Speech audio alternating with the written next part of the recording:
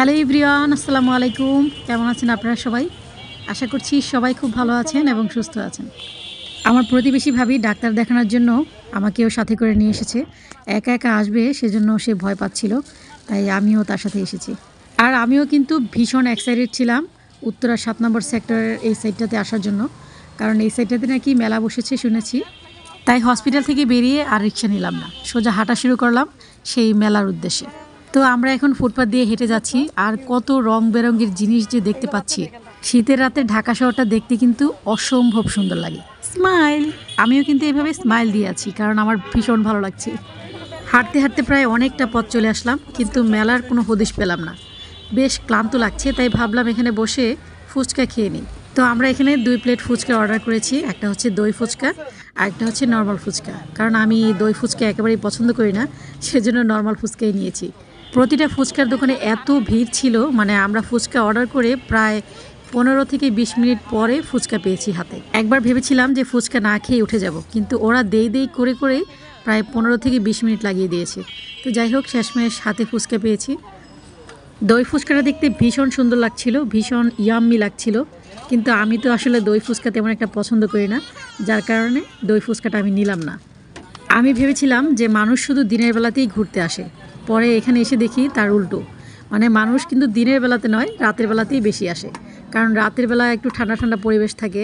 আর বিশ্বাস করেন, রাতের বেলা এখানে বসে আমার কি যে ভালো লাগছে। আমার যেহেতু এত ভালো লাগছে, সবারই তো এত ভালো লাগে, সেই জন্যই হয়তো রাতের বেলা এখানে আসে সবাই। ফাইনালি আমি ফুচকা পেয়েছি হাতে।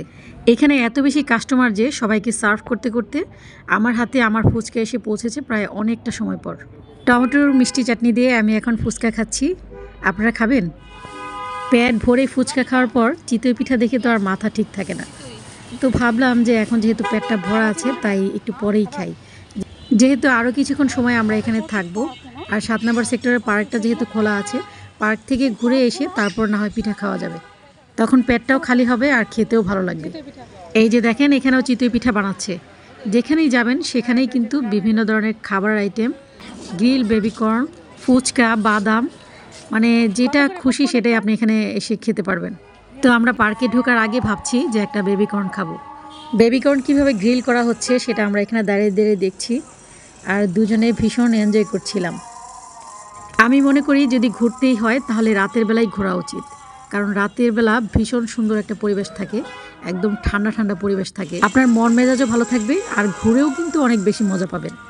যাই হোক, এটা হচ্ছে আমার অপিনিয়ন, এখন আপনাদের যেটা ইচ্ছা করবে সেটাই করবেন। আমরা এখানে বেবিকর্ন খেতে খেতে প্রায় অনেকটা সময় লাগিয়ে দিয়েছি। 2টা বেবিকর্ন গ্রিল করতে করতে একটু বেশি সময় লেগে গেছে। হাই ডলি, হ্যাঁ দাও। দেখা যাচ্ছে না লাইটের জন্য। হ্যাঁ, এখন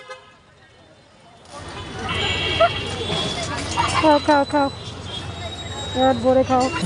অনেক ঝাল দিয়েছে, খেতে পারবো না মনে হচ্ছে, অনেক ঝাল।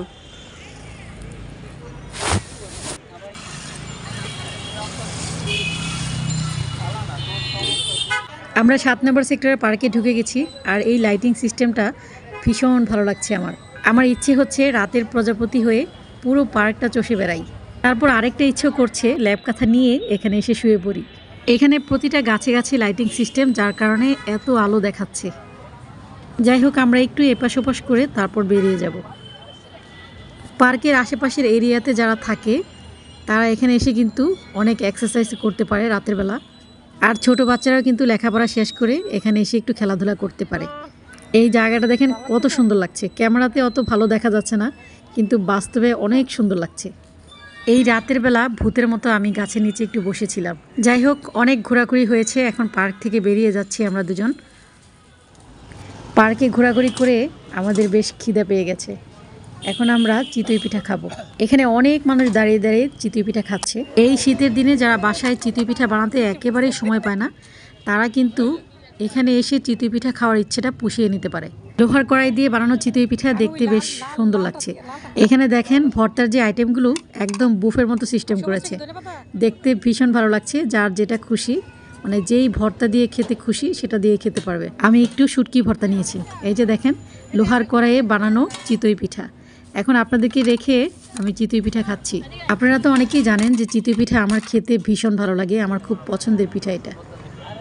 লোহার কড়াই দিয়ে বানানো চিতই পিঠার স্বাদ আমার কাছে তেমন একটা ভালো লাগছে না।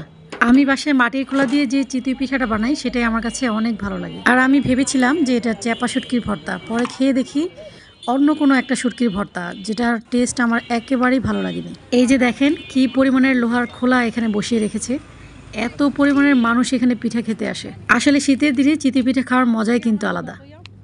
সবাই এখানে যে যার মতো ভর্তা নিয়ে খাচ্ছে। আমার কাছে যেহেতু শুটকি ভর্তাটা একেবারেই ভালো লাগেনি, সেজন্য আমি একটু ধনেপাতা ভর্তা নিয়ে খাচ্ছি। এই ভর্তার কন্ডিশন দেখে মনে হচ্ছে এই ভর্তাগুলো পাটায় না পিষে ব্লেন্ডারে পিষানো হয়েছে। যাই হোক, আমরা পিঠা খেয়ে এখন বাসার উদ্দেশ্যে রওনা দিচ্ছি। এখানে দেখতে পেলাম কিছু মোমো বিক্রি করা হচ্ছে, তো এখান থেকে আমরা প্রায় 8 পিসের মতো মোমো নিয়েছি 100 টাকা করে। আমার কাছে ঢাকা শহরের সৌন্দর্যটা হচ্ছে রাতের বেলা। রাতের বেলা ঢাকা শহরটা দেখতে এত ভালো লাগে, মানে সেটা আসলে ভাষায় প্রকাশ করা যাবে না, খুবই ভালো লাগে আমার কাছে। তো যাই হোক, আমার আজকের ভিডিওটি যদি আপনাদের ভালো লেগে থাকে তাহলে প্লিজ একটা লাইক করে দিবেন এবং কমেন্ট করে জানিয়ে দেবেন আপনাদের কাছে কেমন লেগেছে। আজ এই পর্যন্তই, আল্লাহ হাফেজ, আসসালামু আলাইকুম। রাতের অন্ধকারে আমাদেরকে একদম ভূতের মতো লাগছে দেখতে। টাটা দাও।